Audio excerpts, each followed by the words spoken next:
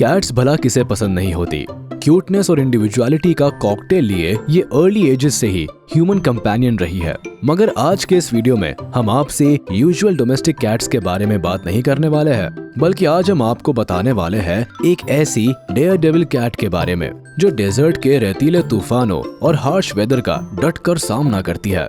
जी हाँ दोस्तों, हम बात कर रहे हैं सैंड कैट्स की।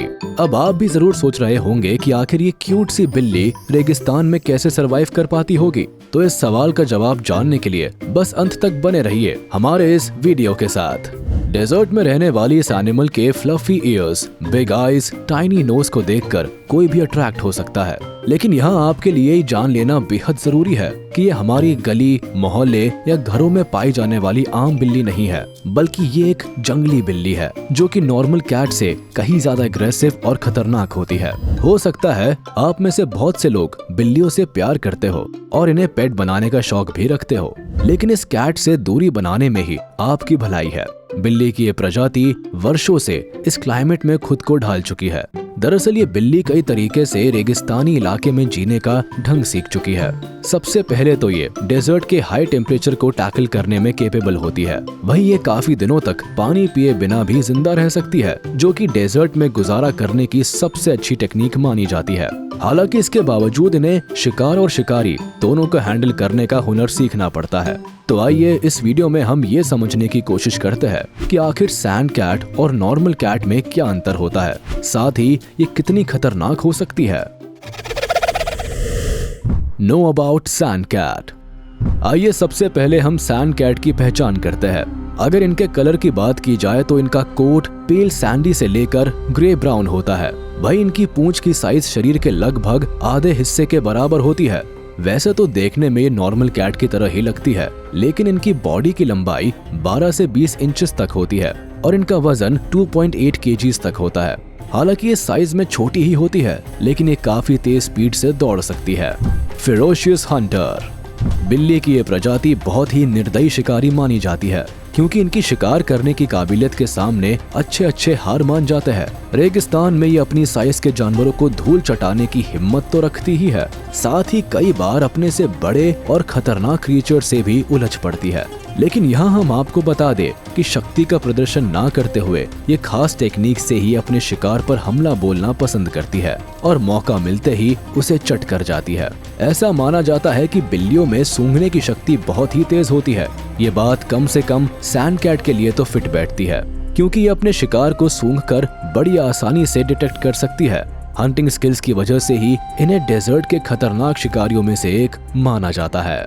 सैंड कैट के बारे में एक और बात कही जाती है कि ये अपने शिकार को खाने के बाद बचे हुए हिस्से को बालू के नीचे छिपाकर रख देती है और बाद में भूख लगने पर फिर से इसे खाती है। हालांकि कुछ लोगों को ये बात नॉर्मल लग सकती है, लेकिन ये घटना कहीं न कहीं रेगिस्तान में भोजन की कमी की ओर इशारा भी करती है। सैंड कैट स्वभाव से एग्रेसिव होती है और इनके एग्रेशन का अंदाजा आप इस बात से भी लगा सकते हैं कि ये जहरीले सांपों पर भी हमला करने से भी नहीं हिचकिचाती। Desert is main habitat. इस अनोखी कैट स्पीशीज में डेजर्ट में सरवाइव करने के तरीके जन्मजात ही होते हैं। ये बिल्लियां ज्यादातर सैंडी और स्टोनी डेजर्ट में पाई जाती है और यहाँ जिंदा रहने के सभी हुनर सीख चुकी है। वैसे तो सैंड कैट्स को ज्यादातर अफ्रीका के सहारा डेजर्ट में देखा जाता है, मगर ये अल्जीरिया, नाइजर और मोरक्को के अलावा अरेबियन पेनिनसुला और सेंट्रल एशिया के तुर्कमेनिस्तान, ईरान, पाकिस्तान और अफगानिस्तान में भी पाई जाती है। ये इलाके सैंड कैट के लिए मेन हैबिटेट्स माने जाते हैं। ये बहुत ही ड्राई और लो वेजिटेशन वाले हैबिटेट में भी सरवाइव कर सकती है।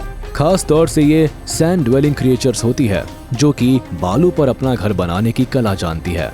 इसके अलावा ड्राई प्लेन और रॉकी वैली भी इनके अड्डों में शामिल है। दरअसल इनका हैबिटेट इनकी स्पीशीज और ज्योग्राफिकल कंडीशंस पर डिपेंड करता है। रेगिस्तान में जहां दिन के समय का टेम्परेचर करीब 50 डिग्री सेल्सियस के करीब होता है और रात में तापमान माइनस डिग्रीज पर चला जाता है, इस बदलते तापमान में जीवन की मौजूदगी सचमुच किसी चमत्कार से कम नहीं है। सैंड कैट के पास इस हार्श वेदर से निपटने का तरीका मौजूद है। Food habitat. हालांकि डेजर्ट में पानी की कमी को सबसे बड़ी समस्या माना जाता है, लेकिन यहाँ भोजन की कमी के कारण भी कई जानवरों को अपनी जान गंवानी पड़ती है। इसीलिए सैंड कैट के पास भी भूख मिटाने की बहुत ज्यादा अपॉर्चुनिटीज नहीं होती, यानी जो कुछ भी मिल जाए उसे खाकर ही गुजारा करना पड़ता है। इस लिस्ट में स्मॉल रोडेंट सबसे टॉप पर आते हैं, जो सैंड कैट के लिए भोजन के सबसे अच्छे सोर्स माने जाते हैं। लेकिन ओकेशनली ये हेयर्स, बर्ड्स, स्पाइडर्स, इंसेक्ट्स और रेप्टाइल्स को भी अपना भोजन बना लेती है। यही नहीं, ये इतनी फेयरलेस होती है कि डेजर्ट के वेनमस स्नेक्स पर भी हमला कर देती है। इसीलिए इन्हें स्नेक हंटर्स भी कहा जाता है। डिगिंग मास्टर जनरली बिल्लियां उछल कूद करने के लिए जानी जाती है, लेकिन सैंड कैट्स इनसे थोड़ी अलग है। इन्हें डिगिंग मास्टर कहा जाता है। दरअसल रेगिस्तान के बदलते मौसम में कभी हाड़ कपा देने वाली ठंड पड़ती है तो कभी चमड़ी पिघला देने वाली गर्मी। इस क्लाइमेट की मार से बचने के लिए डेजर्ट के हर एक क्रीचर्स के पास अनोखी एबिलिटी होती है। सूर्य की तेज रोशनी और रेत की गर्मी से बचने के लिए सैंड कैट गड्ढा खोदकर अपने लिए एक शेल्टर बनाती है। कई फीट गहरे शेल्टर में ये दिन भर आराम फरमाती है और सूर्य ढलने के बाद शिकार पर निकलती है। No one can track. इसी वजह से सैंड कैट नॉक्टर्नल एनिमल्स यानी निशाचर जानवरों की कैटेगरीज में आती है। ये एक सॉलिटरी एनिमल है जो रेगिस्तान में अकेले ही घूमना पसंद करती है। यहाँ तक कि अपनी ही बिरादरी की दूसरी बिल्लियों से मिलने से भी कतराती है। इसीलिए रेगिस्तान में सैंड कैट का ग्रुप देखने को नहीं मिलता।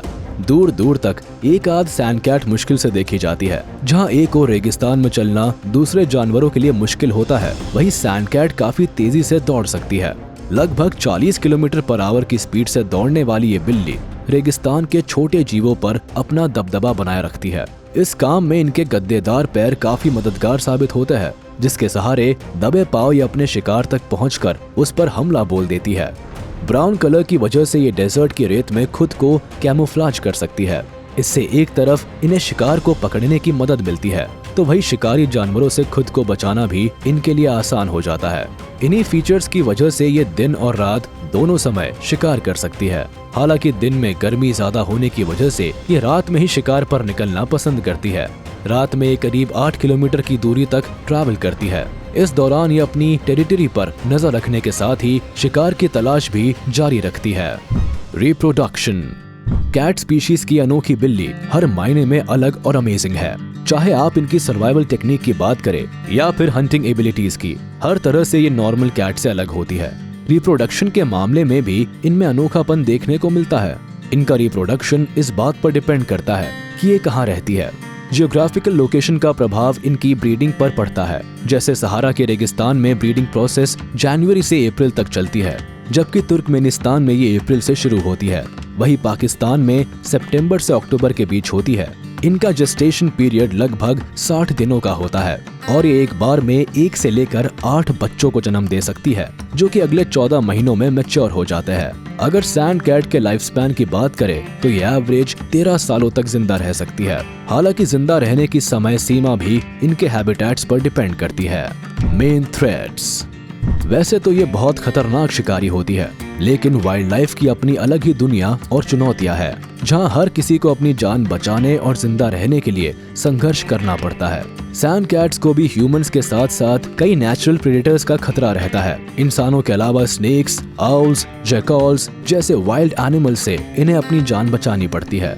वैसे IUCN की लिस्ट में इन्हें लीस्ट कंसर्न स्पीशीज माना गया है, लेकिन हैबिटेट लॉस इनके लिए मेन थ्रेट माना जा रहा है। कम्युनिकेशन। कम्युनिकेशन को किसी भी लिविंग थिंग के लिए सबसे जरूरी मीडियम माना जाता है, जिसकी बदौलत ये अपने कम्युनिटी में एक दूसरे के साथ कम्युनिकेट कर पाते हैं। वैसे तो सैंड कैट अकेले रहना ही पसंद करती है, लेकिन मेटिंग के लिए दूसरे मेंबर्स को अट्रैक्ट करने में कम्युनिकेशन का अहम रोल होता है। मेटिंग के दौरान एडल्ट सैंड कैट एक स्मेल छोड़ती है, जिसे मेटिंग मार्क भी कहा जाता है। इससे ये अपनी साथी को मैसेज देती है। इसके अलावा ये हाई पिच्ड लाउड बार्किंग भी करती है, जिसे काफी दूर से भी सुना जा सकता है। Sand cat versus desert snake. Sand cat कितनी आक्रामक हो सकती है, इसे आप इस वीडियो के जरिए समझ सकते हैं, जहां इसका मुकाबला एक डेजर्ट स्नेक से है। सैंड कैट फुल अग्रेशन में बार बार डेजर्ट स्नेक पर हमला बोल रही है। हालांकि ये दोनों क्रिएचर्स आपस में कुछ दूरी बनाकर ही रखते हैं, लेकिन आज इनके बीच आमना सामना हो गया है। तो ये थी सैंड कैट से जुड़ी कुछ जानकारियाँ, जिसके जरिए हम ये आसानी से जान सकते हैं कि सैंड कैट्स कितनी खतरनाक हो सकती है और ये नॉर्मल कैट से कितनी अलग होती है। उम्मीद है आपको ये वीडियो पसंद आया होगा, तो इसे लाइक, कमेंट और शेयर जरूर कर दे। अगर अभी तक आपने हमारे चैनल को सब्सक्राइब नहीं किया है तो इसे जल्दी से सब्सक्राइब कर ले और हाँ, बेल आइकन को प्रेस करना ना भूले ताकि हमारे चैनल की सारी नोटिफिकेशंस आप तक सबसे पहले पहुंच सके। तो वाइल्ड ग्रेविटी देखते रहिए और शेयर करते रहिए।